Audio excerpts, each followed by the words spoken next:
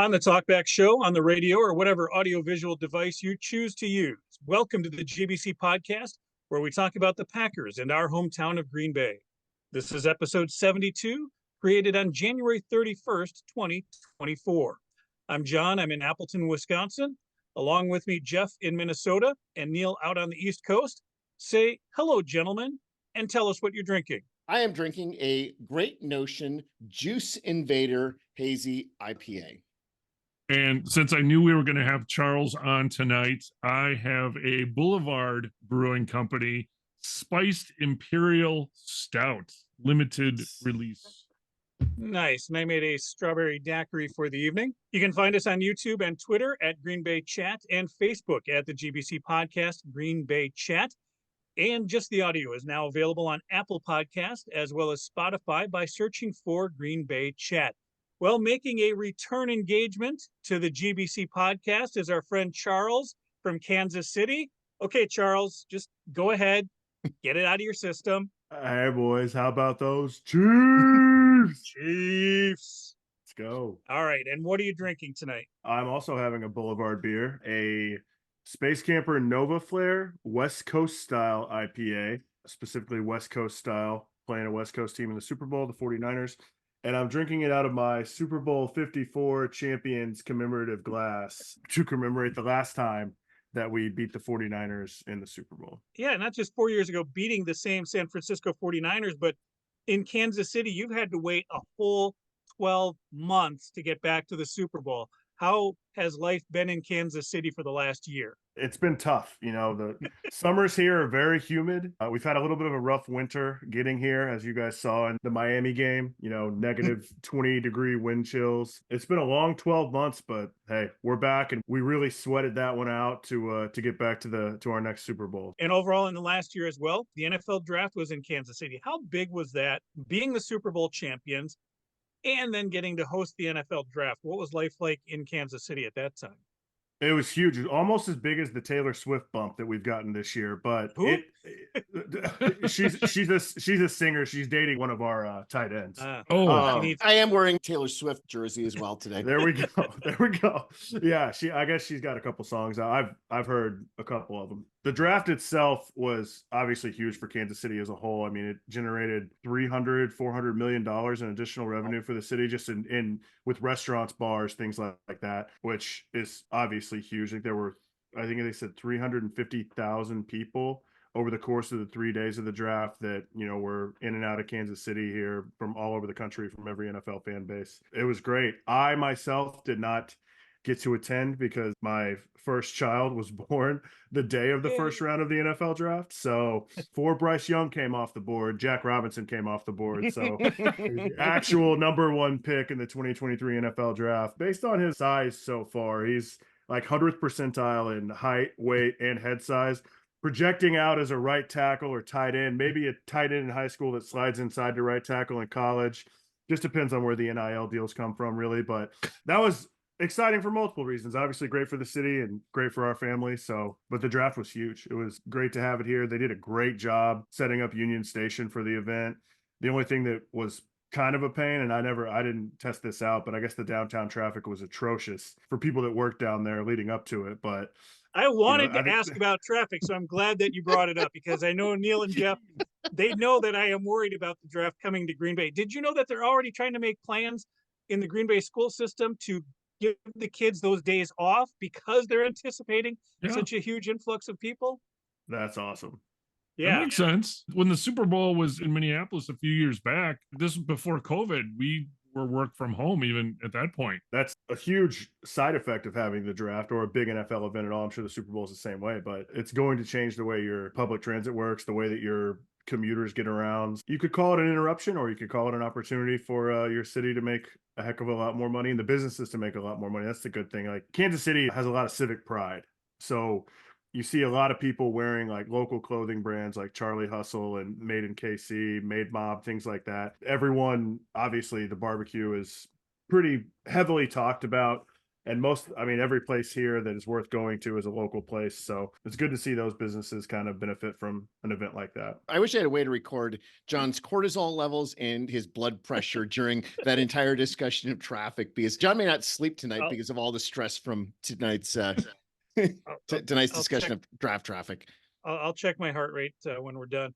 You mentioned the civic pride in Kansas City, and I've always wondered, is there some type of rivalry or something between the Missouri side and the Kansas side, or is it all one big city? It depends on who you ask when it comes to that. If you ask college basketball fans, there's definitely a rivalry between the Missouri side and the Kansas side, dating back to the Big 12 and Big 8 days when Mizzou and KU were huge rivals. As a guy from Missouri who married a girl from Kansas and lives in Kansas, it's not as intense for me. I consider Kansas City both sides, but you could talk to someone completely different and they would say, I'll never step foot in that state. And it could mean either one of them. So there's definitely still that sense of state to state tension, but Kansas City's Kansas City, man. Whether you're from Overland Park or you're from Lee's Summit or you're from Kansas City, Missouri or Kansas City, Kansas, I think it's all the same, and it's a great place to be. What about at the high school sports level? Do the teams from opposite sides of the city compete against each other, or do they stay separate because of their state sanctioned sports? To my knowledge, I think they may play in like tournaments and things like that, but I don't think there's no like conferences that are Kansas schools playing Missouri schools. It's pretty well separated as far as that goes, just because like you mentioned, the state sanctioned sports and at the high school level. But it definitely happens. Like, teams will schedule non-conference games, maybe with a team from the Kansas side on the Missouri side or vice versa. And that's where you see some of the better matchups with some of these bigger schools, like on the Kansas City, Kansas side versus some bigger schools on the Kansas City, Missouri side.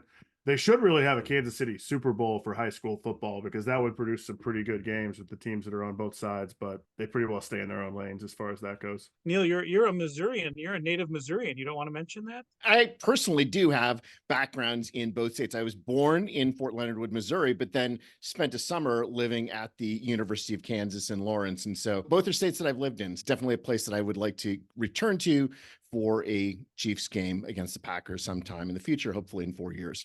My dad was actually born at Fort Leonard Wood as well. Oh wow. And John served at Fort Leonard Wood. So I sent basic training and active duty there. And if there is a Packers game in Kansas City, Charles, a place that we can shack up for a few days. I got you guys. Yeah. Well, Excellent. we'll Looking accommodate. forward to it. It's 4 years from now. It should be, because we had the Chiefs in Green Bay this year, and we'll talk about that. But let's take a look at your season all together, and let's start with this most recent game. And it's a road playoff game. You had 2 road playoff games, kind of foreign to this Kansas City team, or at least Patrick Mahomes. But you go to Baltimore, the number 1 seed. Tell me what things were like going into that game. How are you beat Miami handily at home, like you said. You went to Buffalo, which is a tough place to win. How is everybody in Kansas City feeling heading to Baltimore? I think, without sounding like that fan or that fan base, I think that as those first 2 games kind of, went the way that they did, with, no real sweat against Miami, and then going into Buffalo, beating the Bills in Buffalo with Bills Mafia there, chucking snowballs, all that stuff. The confidence just kind of built from a fan perspective, like, okay, well, I think maybe we're back a little bit right now. I think maybe this is kind of the mojo that you've been looking for all season from this team. And, a team that you saw throughout the course of the regular season kind of struggle to find an identity a little bit, struggle to get their footing, especially on the offensive side of the ball. And it's not like they're blowing people out of the water with their offensive play. It's that the offense has become more efficient and has stopped shooting themselves in the foot, because penalties and turnovers are what has killed this team all year long. And they're just simply not doing that right now. So going into Baltimore, if you look at it on paper, the matchups maybe weren't that favorable for the Chiefs, but all the X factors and all the momentum felt like it was going in Kansas City's favor, as far as like they're picking up steam. Mahomes looks like he has his edge back. The defense is playing lights out.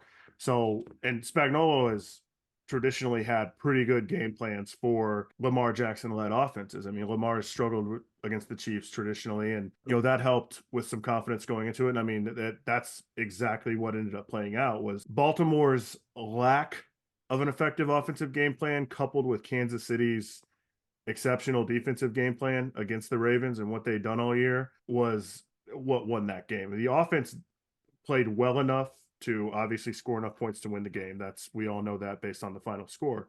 But the defense really is what kind of did it there. And ultimately, I have to think that had Baltimore come in and actually done what they were best at and run the football, like design runs over and over and over again, that game could have turned out differently. But for whatever reason, they dropped Lamar Jackson back. It was 37 passes with 4 sacks on top of it. So 41 dropbacks plus 8 runs. Most of those runs also an extension of the passing play, as opposed to 6 designed plays to their running backs in the game, 6 rushing plays for 23 yards in the game. And in the second half, yes, 3 runs for 12 yards for the Baltimore offense in the second half. And I think that, yeah, this is sort of a, like, why make your offense one dimensional? I mean, this sounds like Andy Reid was coaching the Baltimore Ravens rather than John Harbaugh. And, you know, that's something that certainly Reid has done over the years, is get one dimensional in the playoffs. And seeing a team decide to go old school Andy Reid in the playoffs was kind of remarkable. Watching it was a surprise, but you do also have the aspect that Kansas City's first drive was flawless. And the way they came out and they executed again on the second drive, probably should have been up 17-7 pretty quickly, like before they ended up being up 17-7. They should have been probably 24-7 at halftime, in all honesty. So knowing that and seeing how the offense played in the first half, I'm sure Baltimore was like, "Whoa, man, we could easily be playing from behind. We probably got to be a little more aggressive." But it just didn't pan out. And I think that you probably saw a pretty good example of one quarterback that can step up in the moment and one quarterback that has yet to show that he can do that. And I think Lamar Jackson's an amazing player. He's one of the best quarterbacks in the NFL. He'll be the MVP this year. You can't knock his ability, but he has not proven that he can do it in the postseason yet. And he's now watching the Super Bowl from home, and Mahomes is going back to the Super Bowl. So, well, I mean, just look at Lamar Jackson's numbers in the first half. 5 of 12 for 67 yards passing in the first half for Lamar Jackson, under 50%. And one of those 5 catches was himself catching his own batted down pass. I mean, yeah, I think Lamar Jackson really hurt his overall stock in the league, despite how amazing he can be, just based on that performance. That Lamar Jackson completion to himself, that was pretty awesome. Dug up some pretty terrible skeletons from Chiefs playoff pass, thinking about Marcus Mariota's touchdown pass to himself against the Titans in 2018. I think 18, I believe it was. But that gave me a little bit of an uneasy feeling, thinking like, oh man, if that type of stuff's going to start happening again, maybe the run is over this year. But yeah, that just ultimately didn't really matter.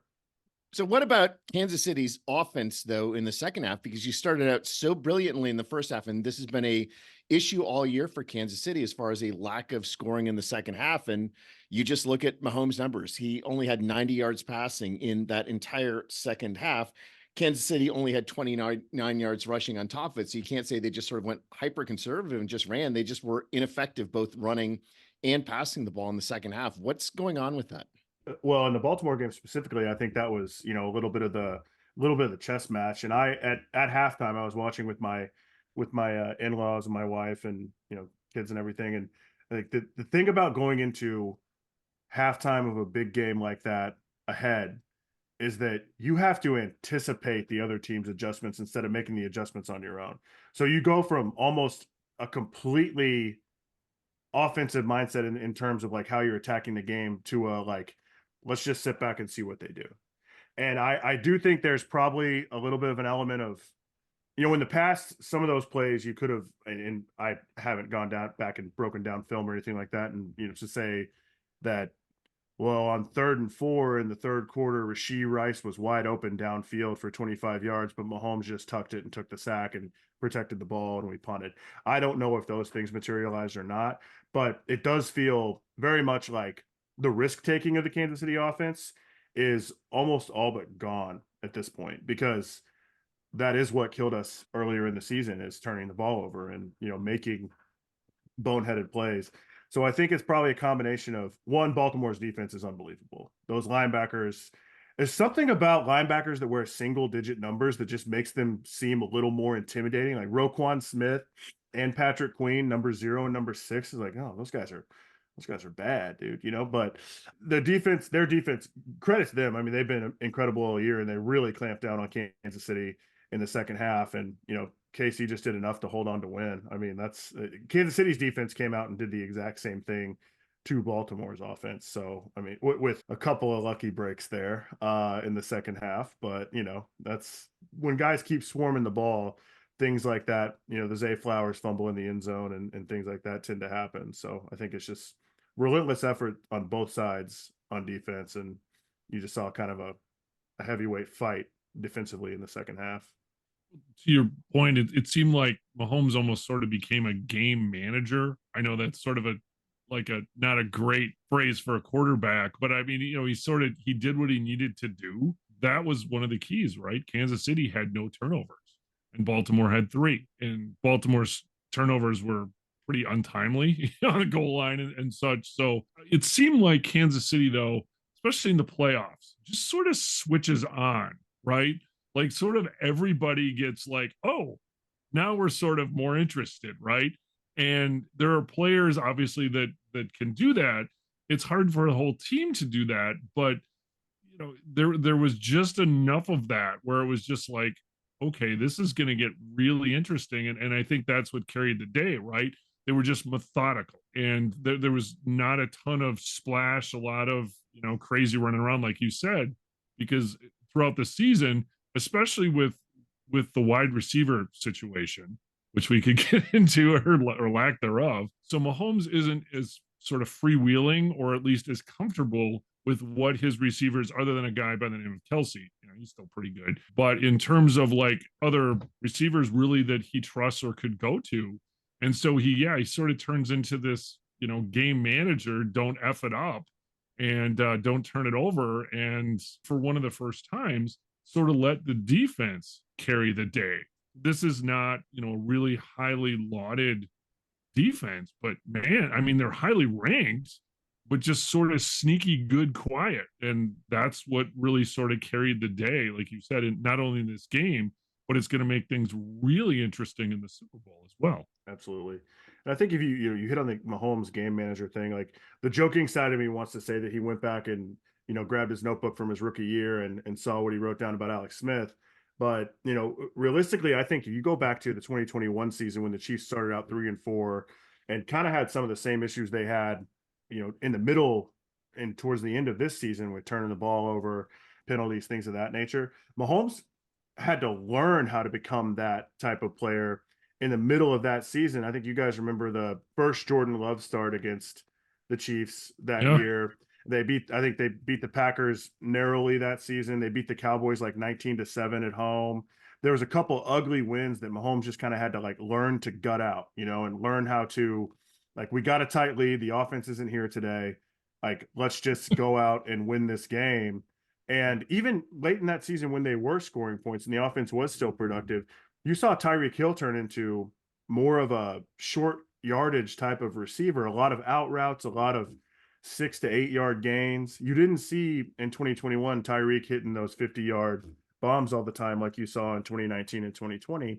So I think reverting back to that, like, okay, I've done this before. I know how to like preserve and persevere and make this happen. Andy Reid and Patrick Mahomes are both self-aware enough to know the offense this year is not a 40-point a game offense. But the Chiefs have not lost a single game this season where they've scored over 20. AFC Championship game, 17 points. Defense showed up to play. But, you know, you get over 20 against Buffalo, you win the game. Get over 20 against Miami, you win the game. So, you know, they kind of know what their threshold is to batten down the hatches and pull out a victory. And I don't know if that's just an instinctual thing, if that's something that they've discussed, but it seems like they kind of have that in the back of their minds when they get these leads, they kind of know how to keep them. One of the things we talked about this a couple of weeks ago, Neil came up with this in watching Kansas City, and he described it as a team that was bored in the regular season. And I think it kind of shows in your schedule. You open up the season 7-2, you're 4-4 in the back half of the season, but then the playoffs, this team comes alive. They were prepared to be in the playoffs. Did you notice that, especially with the way you played Miami and Buffalo going into those two games, compared to some of the games during the season where you feel like you probably should have won, or they were maybe signature games during the season that you didn't get? I think a lot of what you saw in the Chiefs offense this year was Mahomes developing trust, and the offensive unit as a whole trying to figure out how to trust each other. Because you think about, the receiving room, you lose Juju Smith-Schuster last year, who isn't a big production guy, but he is a veteran presence, and he's a source of leadership in that wide receiver room. You lose Juju, you lose guys like Orlando Brown, you lose a guy like Andrew Wiley, who's maybe not the best right tackle in the world, but has been with the team and knows the program and is certainly a leader in the locker room. You lose Eric Bieniemy, who, as embattled as he was when he was the Chiefs offensive coordinator, was still respected and still demanded the best out of guys. We cycled through, had a new wide receivers coach. So there's a lot of lack of continuity early on. So I think a lot of those offensive struggles trying to, find their footing came from the fact that there was a lot of unfamiliarity in a lot of the rooms inside of the building. You lost some veteran presence, you lost some locker room presence in there, and the young guys kind of had to learn how to step up, and Mahomes had to learn how to trust everybody. I think, as far as like signature games go this year, I think the biggest signature game the Chiefs had this season wasn't a win, it was a loss on Christmas Day to the Raiders. And that game kind of embodied everything that Kansas City had done wrong all year long in a game that they should have won. Aiden O'Connell didn't complete a pass from halfway through the first quarter till the end of the game, and the Chiefs lost the game. Like, how does that happen with a Patrick Mahomes-led team? Well, you have back-to-back turnovers within 8 seconds of each other in the second quarter, where the Raiders return a fumble for a touchdown and an interception for a touchdown, and that's really all they needed. So we turned the ball over. The Chiefs would get down into the red zone.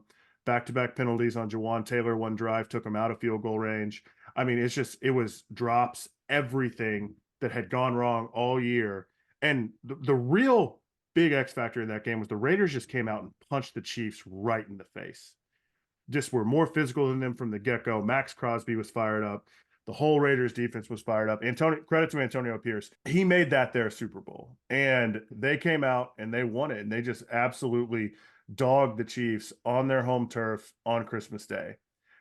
From that point forward, Patrick Mahomes has one turnover. It was a fumble against the Bengals.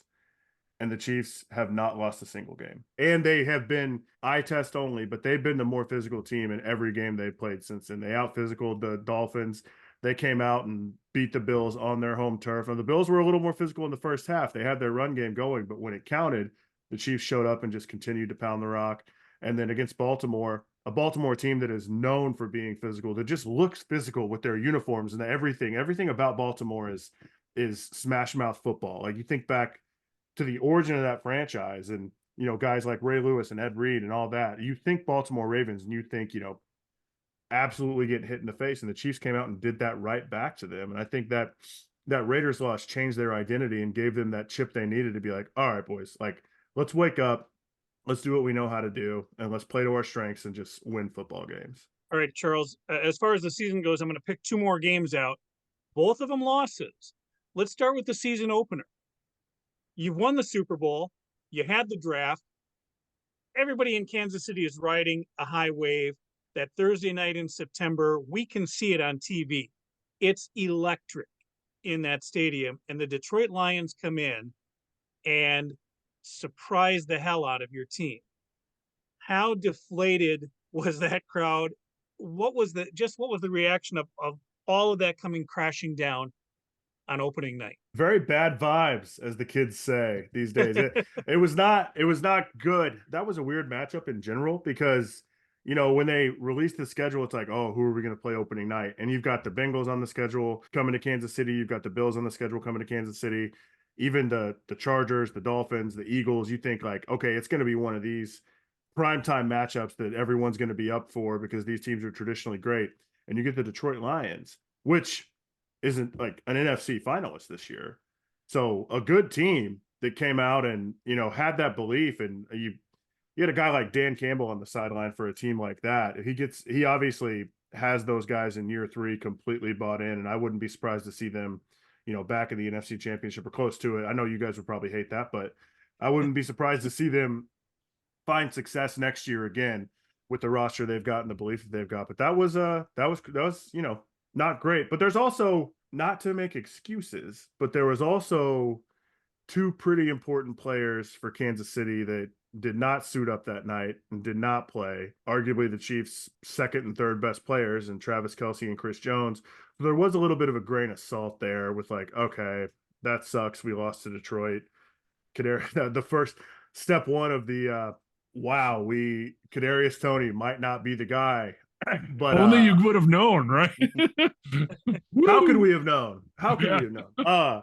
I mean, he scored a touchdown in the Super Bowl and had a big punt return. He's a hero. And then all of a sudden we're like, oh wait. But yeah, there was obviously that grain of salt with, Travis Kelce's knee injury the week leading up to it, and Chris Jones sitting in a luxury suite with his greasy agents. That was a tough look for Chris Jones, but I don't know if there's anybody in Chiefs Kingdom that is still holding that against him at this point in the season. But not having two of your bigger, like your best player arguably on defense and your number one receiving target coming in, it kind of hurts your chances. So there was disappointment, but still optimism that once we get everybody back, that everything would end up being okay. Someone in the league office rejected the script of having the Chiefs Lions as the first game of the year and the last game of the year.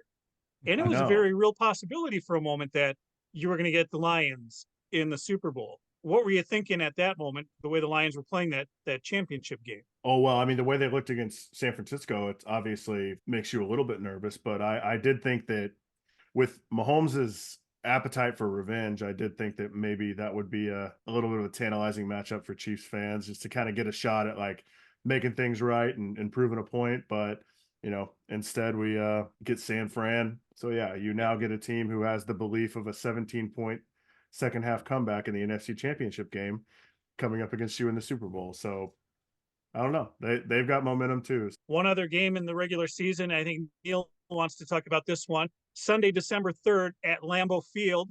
Neil, tell us about that game. I was at the Packers-Chiefs game. I flew back to Green Bay for that match.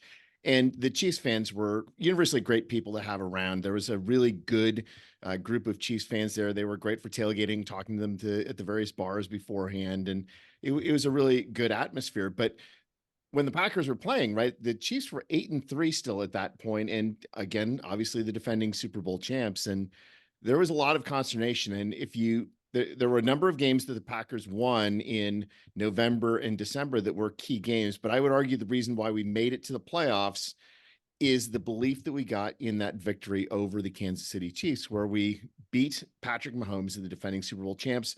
Jordan Love outplayed Patrick Mahomes, Jordan Love with 3 touchdowns in that game. And I came out of that game thinking this is one of the most amazing regular season games I have ever attended, just because of how electric Lambeau was and how we were able to take down the Chiefs. So you obviously had a different perspective on that game. So how is your perspective on what happened in Lambeau in prime time to the Chiefs?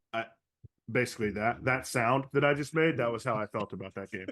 That game was deflating for a lot of reasons, because you come into it, it's a big primetime affair. You're like, okay, this is two historic franchises. You have a rematch of Super Bowl I on your hands, and you just come out and lay an egg like that. And I mean, the Packers gave the Chiefs chances too. Some of them weren't warranted, like the Jonathan Owens hit on Mahomes, the roughing the passer. That's not roughing the passer. I'm sorry. Like I always clamor for Mahomes to get every call. That's not roughing the passer. He wasn't, but still couldn't capitalize on that. Lost a couple key players to injuries. I think Drew Tranquil went out that game with a concussion, and I thought Brian Cook severely broke his leg. Apparently it was just an ankle sprain in that game, but it looked bad. But you kind of got that deflation of losing a couple key defensive pieces. And I mean, the Packers just flat out came out with their asses on fire, and the Chiefs were flat. It was just 2 different intensity levels, and the Packers clearly wanted that game more. And I mean, if Jordan Love was the best kept secret in the NFL coming into the season, the secret's out. I mean, the way he played in the second half, the Packers were catching their stride. I say you guys, like you guys, us. I always refer to sports like that, but you guys were catching your stride, and we just caught you at the exact wrong time because we were slipping a little bit, and the Packers had everything going on. And I mean, Christian Watson had 2 touchdowns that game. I mean, he was lighting us up. We just, we didn't really have, I don't know, didn't have the mojo. I didn't believe in the defense. I went back and forth on the defense this year because there are some games where you're like, oh man, they're world beaters, and there's some games where it's either bend don't break or they, get thumped. Ultimately, people try to blame it on the former Packer or the lack of the pass interference on the former Packer on the last offensive play. Well, whatever do you mean? Well, what? Ooh, what? Yeah, that I'll give you the roughing the passer. I don't think I'll give you that pass interference. That was Fair pretty enough. clear. But ultimately, the Chiefs did not. If the Chiefs had gotten here's what would have happened, guys. If the Chiefs would have gotten that ball on the 6-yard line or wherever that ball was thrown on pass interference, Jawan Taylor probably would have had 2 false starts, and we would have missed it. We would have just kicked a field goal and tried to onside kick it and then lost the game anyway. At that point, the way they were playing. So I mean, that you guys just kicked our ass flat out that game, and it was humbling for sure. You see, as a Chiefs fan, you see Green Bay going to Dallas and absolutely dominate a Cowboys team that was dominant all season long. And you think, okay, well, in the moment you think like, man, we should have beat the Packers, but the Packers are pretty damn good this year, and they're going in the second half of the season. In the second half of the season, right? They found themselves in the second half of the season. It's the NFL. You guys are the NFL's youngest team, correct? Yes, by a fair margin. So, yeah. I mean, if you look at that aspect of the fact that you have the youngest team in the NFL who, may struggle in the first half of the season, but the fact that, you found that stride in the second half, got a big playoff win in Dallas, which I think you guys have more wins in Dallas in the playoffs than the Cowboys in the last 30 years. Which is hilarious. That's a team that's gonna just like Detroit. I mean, the NFC North is in good shape moving forward into the future. I mean, whether Kirk Cousins comes back to Minnesota or not, or if the Bears draft Caleb Williams, I mean, or stay with Justin Fields. I can't believe we don't have to sidebar on the Bears. I know you guys probably don't want to throw up in your mouths, but that is just such a Chicago Bears decision to say we're sticking with Matt Eberflus in a year where you have Pete Carroll, Bill Belichick, and Mike Vrabel in the coaching carousel. What the hell are you doing? Even if you said you're sticking with him, were you not? And Jim Harbaugh. I mean, you couldn't make a play at Jim Harbaugh. You don't think Jim Harbaugh want to stay in Big Ten country and coach Caleb Williams? Whatever. That the Bears are the Bears. So right. I think you summed it up very succinctly right there. The Bears are the Bears. And do you guys want to talk about the Chiefs Bears game? That was a good one. Well, before that, I just wanted to mention that, as Neil said, the Chiefs fans coming into Green Bay were spectacular. And we talked about tailgating in Kansas City last year as well. They came in, they kind of knew what to expect. So the Kansas City fans actually were pretty pumped up for that Sunday night affair. Some friends of yours, you connected with me. They showed up at the Lot 1 tailgate party. I hope they had a good time. I heard they had a very good time. They said it was a blast. So good. So yeah, Kansas City travels well. It was a great game, but sure. Let's talk about the Chiefs and the Bears. What happened in that game? I mean, it looked like a Chiefs versus Bears game should look in 2023. So that's pretty much all I have to say about that. Justin Fields can play well, but man, Chicago's just a disaster. So you guys, 41-10 the final on that game. Yeah. But your season in general, we mentioned it already. Great start in the first half, 7-2, 4-4 in the second half. What was your analysis overall? How did you feel about your season? I guess there's two different thoughts, right? There's the in the middle of it, and then there's the hindsight. In the middle of it, I saved screenshots from. I've got a group chat with guys that I've tailgated with for years, and I mean, I can't tell you how many times all of us in the group chat were like, "Man, this team just doesn't have it. This team just doesn't have it." Whether it's self-imposed mistakes, whether it's drops, which is this, kind of the same thing. I think everybody at some point wanted Matt Nagy's head on a stake because the offense just wasn't doing what it was supposed to be doing. There was no continuity in play calling. Mahomes was frustrated. There was a couple times where, he criticized officials after games. Guys not taking accountability for not playing well, like Marquez Valdez-Scantling with the media a couple times. I don't know what you're talking about with drops. Yeah, you do, man. You do know what we're talking about. But throughout the course of it is tough because, you're talking about a team that you look at the schedule at the beginning of the season, you think, all right, this is maybe like a 12-5 floor, maybe like a potentially a 15-2 ceiling, maybe. And you go 11-6. The Broncos are on your tail until week 17. Like, man, you did not expect that. But then slowly but quickly, you get the win over the Bengals at home at the end of the season. And even though it's Jake Browning, that's a spirited rivalry, and the Bengals still have a lot of really good players on that team.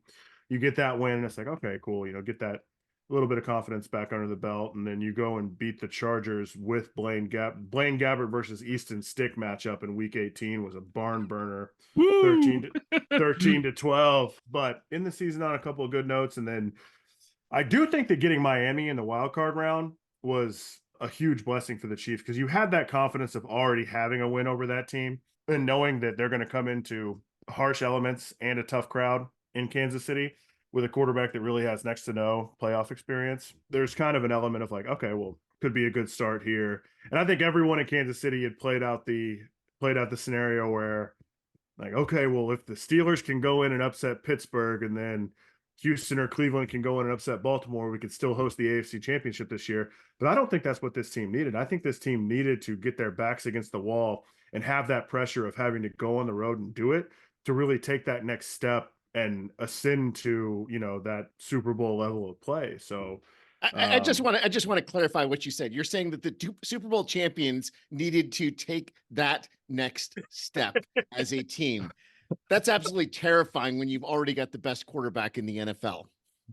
This year they needed to take this iteration of the Chiefs needed to take that next step. Because you think I talked earlier about, the offensive guys that departed after last season. You got like Orlando Brown and Andrew Wiley and Juju Smith-Schuster and, a few guys like that who were gone after this year. You got guys on the defensive side of the ball that had been here for a while as well. And you replace those like Frank Clark and Colin Saunders and a few other guys who'd been here for multiple Super Bowl runs, who know what it takes to prepare the right way, to approach every single day in August, just like they approach every single day in January. Like those guys have done it and they know what it takes to be champions.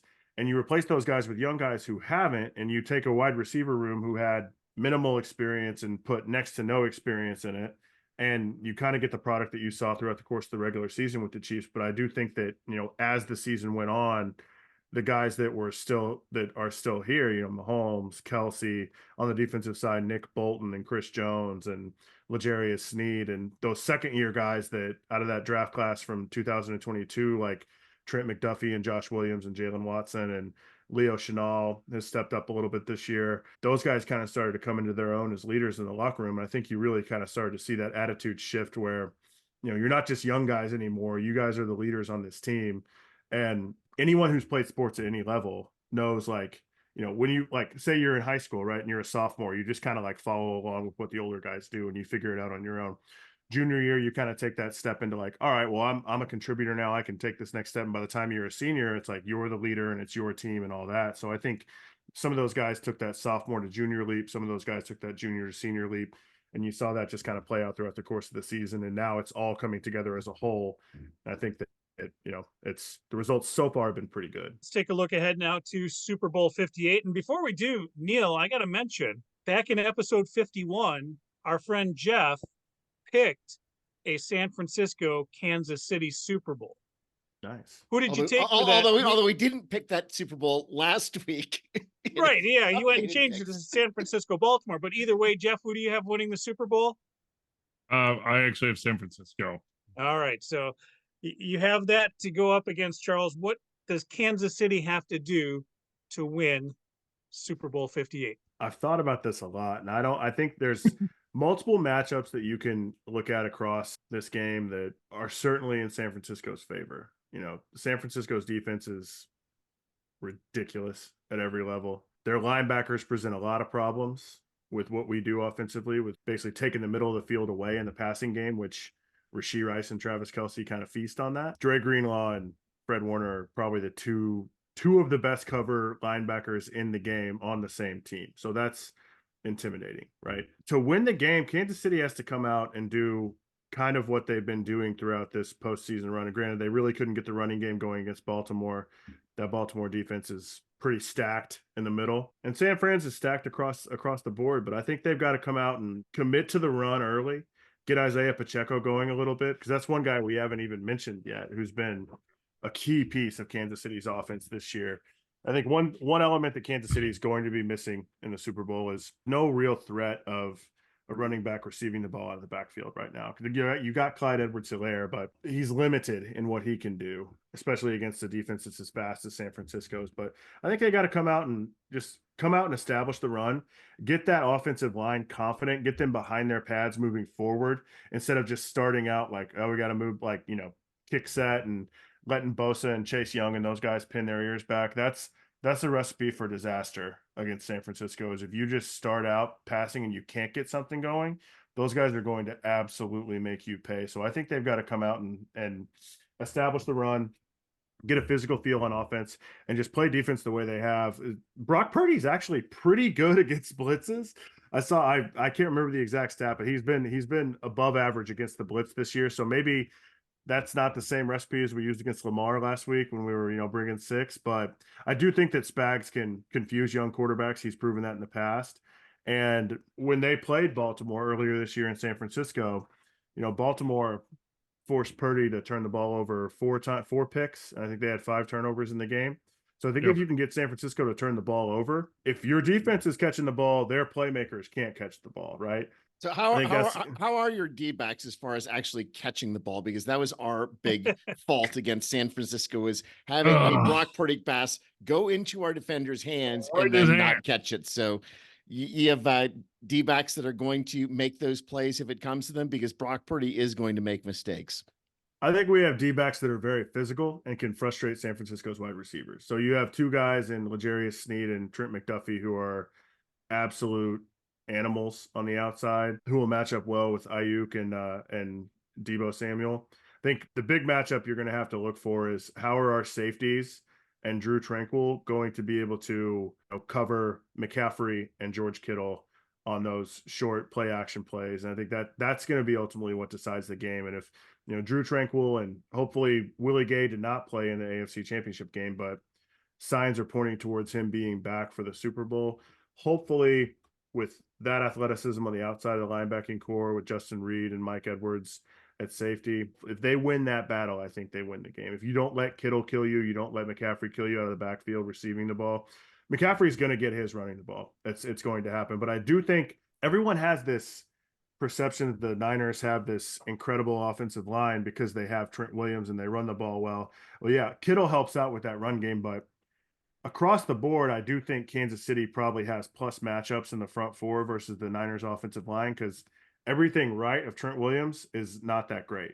So I do think that, Chris Jones, you guys, he did it against Green Bay, but if you've watched many Chiefs games at all, you'll notice that Steve Spagnuolo will literally move Chris Jones up and down the offensive line and pick out what matchup he wants for Chris Jones, basically. Like, who is Chris Jones going to make their life a living hell that Sunday? And he lets Chris Jones make that person's life a living hell that Sunday, and he'll find that matchup against San Fran, and that'll help stunt their run game a little bit. That'll help get Brock Purdy stirred up. Purdy's a good player. I don't like this game manager, like, is Brock Purdy good debate, because if he wasn't good, he wouldn't have led his team to 2 straight NFC Championship games. The roster's loaded, but when you get to this point in the season, every roster to an extent is loaded. You have good players at every level if you're playing this late in the season. And the fact that he's in his rookie year got him to the NFC Championship, granted got hurt against Philly, but in his second year takes him to the Super Bowl. He's a good player, and I think he's got to be respected in that regard, especially in the Super Bowl, because he brought him back against Detroit. He can do things against Kansas City. It's going to be all about how they defend San Fran's run and how they kind of negate Kittle's presence in the pass game, because I think on the outside they can give those receivers problems with McDuffie and Snead, but man, it's going to be a close game. I'm nervous. Do I need to make a pick now? Do I have to make a pick? No, not yet. We assume what your pick is going to be, but I need to ask about the real X factor for the Kansas City Chiefs all year. So I'm going to start out by saying this, that yes, I am a Swiftie. I'm wearing friendship bracelets. Yes. I did see Taylor Swift at MetLife Stadium. Is there a component of Kansas City against the world as far as there's so many outside forces that are anti-Taylor Swift in other NFL fan bases? And have you embraced it and just said, yeah, we're going for it? And the more hatred that comes towards Taylor Swift and the Chiefs, the better off it is for us because we're going to beat whoever is coming against us. I do think it's pretty comical, but this is maybe like I'll use a Taylor Swift song. I should have had a Taylor Swift song themed statement prepared for this. Yeah. As far as all the media noise goes, I'm just going to shake it off. But I really think when you look at Taylor and Travis's, arc, it's really a love story. And, it makes me feel like I'm back in 1987, but 1989. Sorry, I got the album name wrong. How the hell did I do that? I think it's kind of awesome, honestly, that Travis Kelce is a cool enough guy, a suave enough dude to get the biggest pop star in the world to be crazy about him. I think that's awesome. Says a lot about him. And I think, it appears that they really do like each other. So I think it's a good thing. As far as the media attention goes, like all the people who are like, get Taylor Swift off my TV, like, that's you? That is me. That was me wearing a UOK after the Packers beat the Chiefs. And yes, I had my opinions for Chiefs fans and the Taylor Swift reaction there. But as I said, I'm a Swiftie, so I'm very much enjoying this element of your team. Yeah, it's entertaining for sure. I think the people, I'm not one of those guys that's like, get Taylor Swift off my TV. I don't care. Like I'm watching football. If Taylor Swift is watching football too, that's good. And honestly, like this may be a little bit of a sugar-coated outlook on it, but it's bringing more people to the game. Like it's bringing more people to the NFL. More people are watching the NFL. More people are watching the Chiefs. More people are watching the games in general. I mean, I saw a post on social media earlier today, actually. It was, a handful of dads who were like, in the past I've watched football and my daughter's just been like, oh, whatever, thought she was too cool for it. And now, guys are having their daughters ask them like, oh, who's that player? What's this? Can we watch this game? Can we watch the Chiefs game? I think that's cool. It provides opportunities for, fathers and daughters to enjoy the game together, brings fans to the game that wouldn't have been there before. So I think it's a good thing. Sure. I've got 3 girls. They're 16, 18, and 20. And once they realized that the Packers were playing the Chiefs, they were like, hey, Dad, we want to go to the Packer game in December. And I quickly talked them out of it because of how much it would have cost. And I said, you're gonna get a better chance of seeing her watching her on TV than actually being in Lambeau Field that night.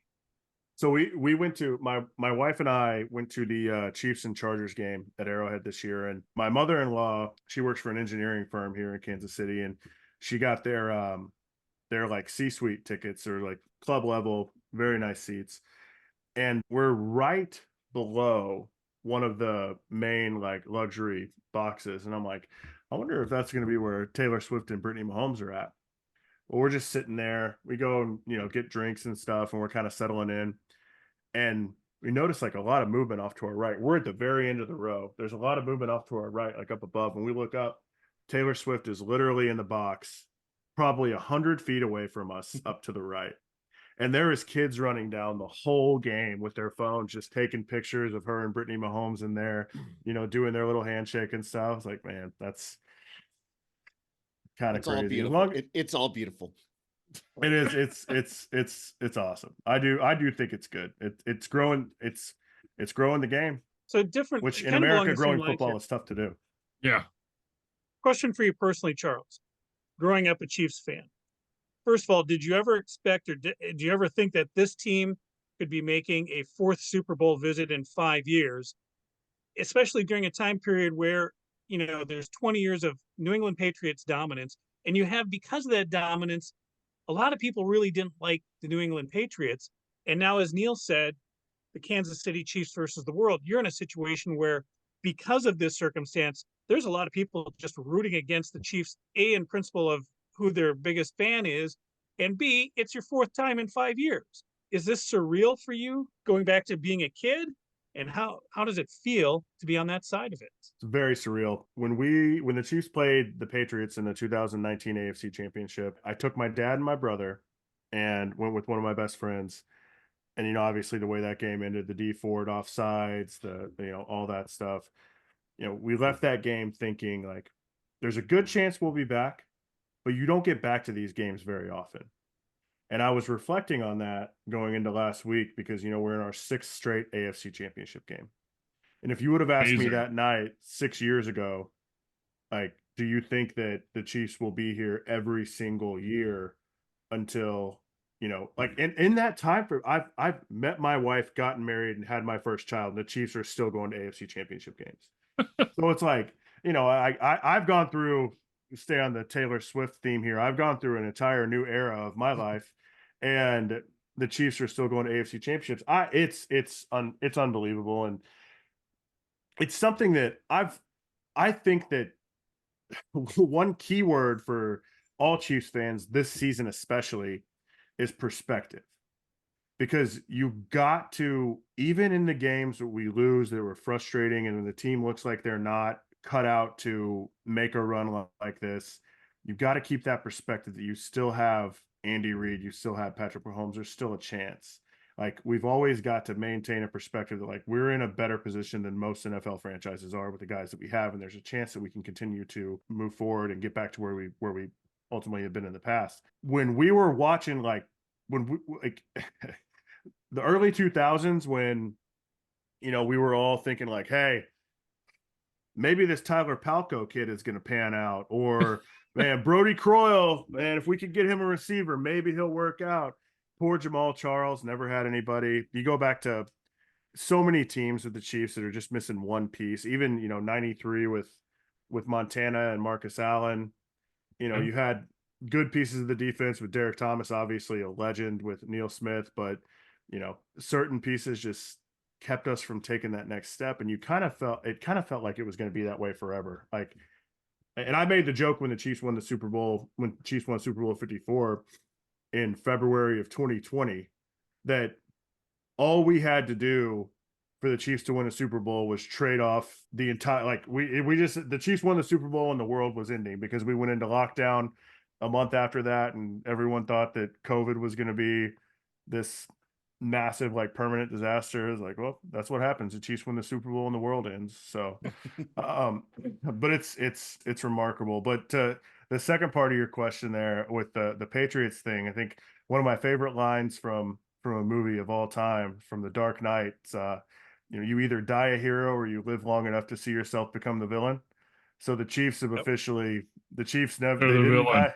Yeah, they're the villain now. So you know, Mahomes himself, I think, is kind of embodying that, where, you know, now it's not just him winning games in front of his home crowd and the stadium erupting and it being a joyous celebration where everybody sings Friends in Low Places and gets drunk in the parking lot. Now he's going on the road and stealing people's hearts, and he's officially made that turn from like everybody's hero to kind of the villain this year. And I kind of like it. I think it's awesome. You know, I've got a buddy who's a Broncos fan, and he I think I mentioned him on the last time I was on the show, and then texted you afterwards, John, because I called him an idiot on the show, and I was like, hey, maybe edit that out because I don't want him to see this and be offended. But he is an idiot, and he's one of those guys that's like, oh, Mahomes isn't even that good, and talking about guys who had better stats than him this year. It's like, okay, fine. They had better stats than him. There was also like 62 drops this season. Like, say what you want to say about Pat Mahomes, I bet you most NFL franchises would trade their guy straight up for Patrick Mahomes pretty much in a heartbeat. So yes, I think every single franchise would do that. He's clearly the best in the NFL. Right. Well, So that's and with his, obviously, with his being drafted and coming in, he's your catalyst. You know, I mean, you know, stirring Andy Reid, and, you know, there's a lot of things that had to happen, but it's still Mahomes getting drafted, right, and doing what he does. Well, it's right place, right time. I mean, you know, if Patrick Mahomes got drafted by the Jets, Patrick Mahomes would not be Patrick Mahomes. No. You know, Patrick Mahomes gets drafted by an Andy Reid-led team into an offense with Tyreek Hill and Travis Kelce. He gets to find his footing with those phenomenal players around him to learn from a guy like Alex Smith.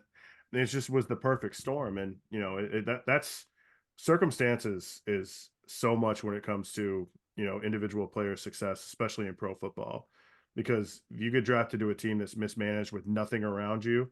There's a reason why there's way more busts in the NFL than there are guys who actually pan out and achieve greatness. So, well, as Packers fans, we think of that all the time. You think of all of the quarterbacks who have been busts, and what happened if they had been drafted into a Packers systems where they started out with 3 years on the bench behind a future Hall of Famer and then got to start in year 4 after they had figured most of their shit out. And it's just remarkable the differences in trajectories that different people's careers could have taken if they were in a different circumstance.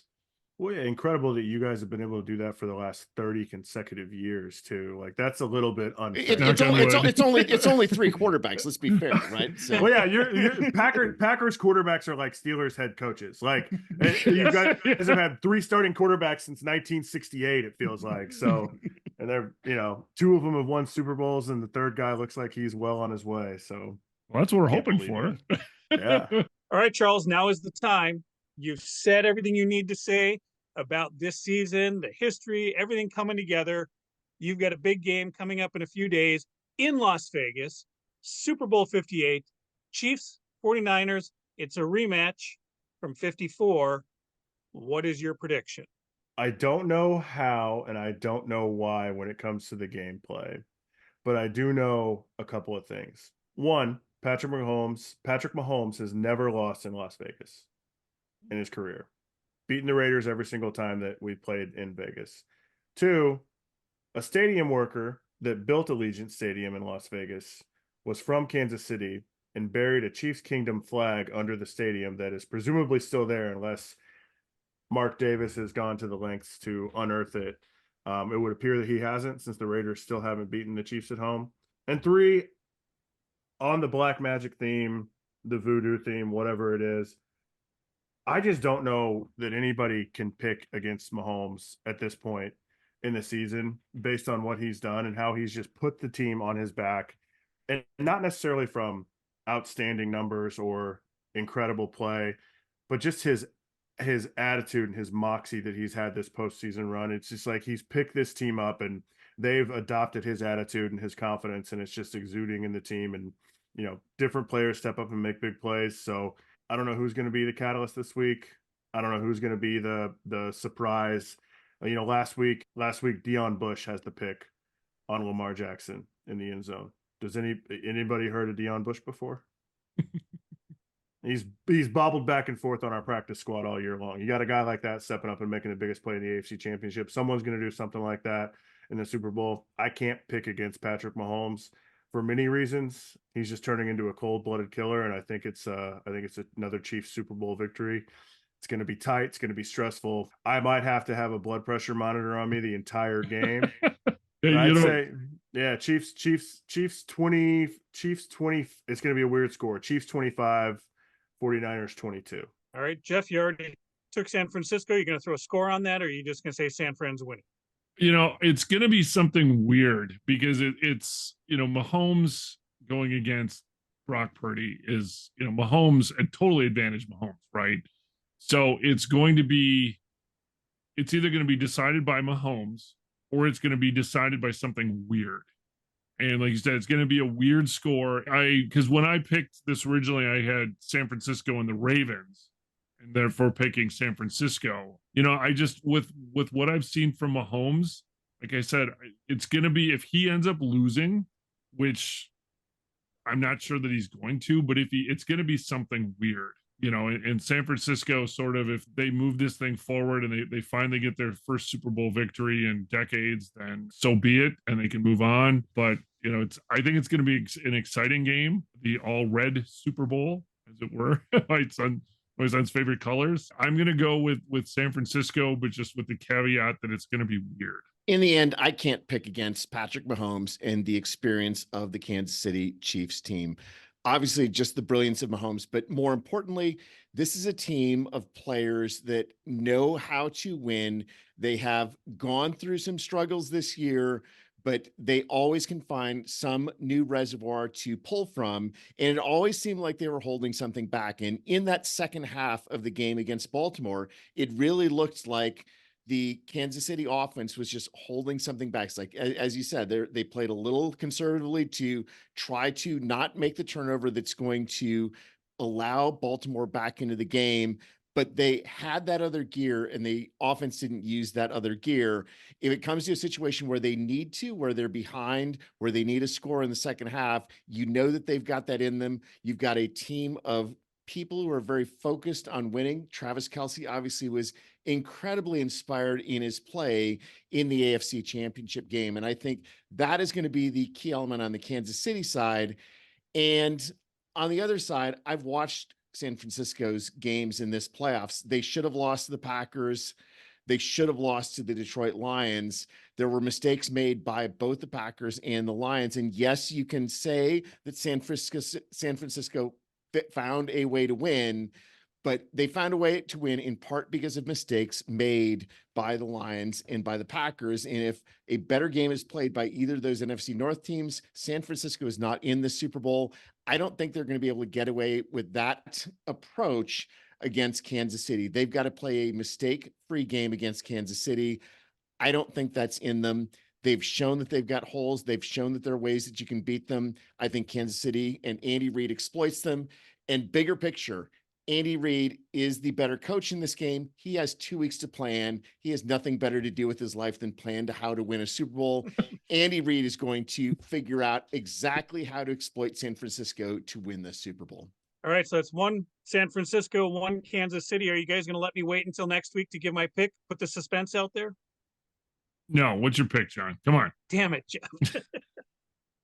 We'll have the San Francisco guest on next week, so we're gonna have to repeat this whole thing. Well, that's what I said. That's what I said. Look, we can make this a suspense, and I'll do the tiebreaker next week.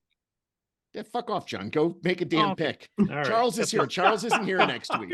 Cut all that out then. All right, cut all that. Hit us with it. Come on. Neil, I agree with you on the Kansas City side and the Andy Reid side. Something about San Francisco, though, they were in this game 4 years ago, and they just are that gnat that won't go away. And something about, I don't know, Kyle Shanahan must have a horseshoe up his ass or something because of the way they pulled out the game against Green Bay, the way they pulled out the game against Detroit. And I think that they just have a really good defense. I like the defense in San Francisco. So I'm going to go with Jeff, and I will take San Francisco over Kansas City in this game. Sorry, Charles. You're still a good friend. I still appreciate you being on the program. As long as you don't insult our queen, Taylor Swift, I'm fine. Okay. He would never think of that. Neil would not have that. But with that, I wanted to throw this final tidbit out to you. With the influx of demand of people from Kansas City to go to Las Vegas, American Airlines has added a direct flight from Kansas City to Las Vegas. The flight number is 1989. And the trip from Las Vegas back to Kansas City is flight number 87. So American Airlines is enjoying this, and they are on board with the Kansas City Taylor Swift matchup going to Las Vegas. Oh my God. Seriously? Yeah. I'm surprised you haven't heard that. I haven't. No, that's awesome though. Well, now you know. That's great. Well, Charles, thank you very much for joining us. For sure. Thanks for having me back, guys. It was a pleasure. All right. If you're watching us on YouTube, please hit subscribe, leave a comment, find the GBC podcast at Green Bay Chat, all one word. We are on Twitter, Instagram, TikTok, Snapchat, Apple Podcasts, and Spotify, as well as Facebook and the GBC podcast, Green Bay Chat. Charles, we didn't even talk about your online presence, but we'll get all that information out on our Twitter page as well. And may you fully appreciate the magnitude of your impending good fortune. Thanks for joining us. Good night. Good night.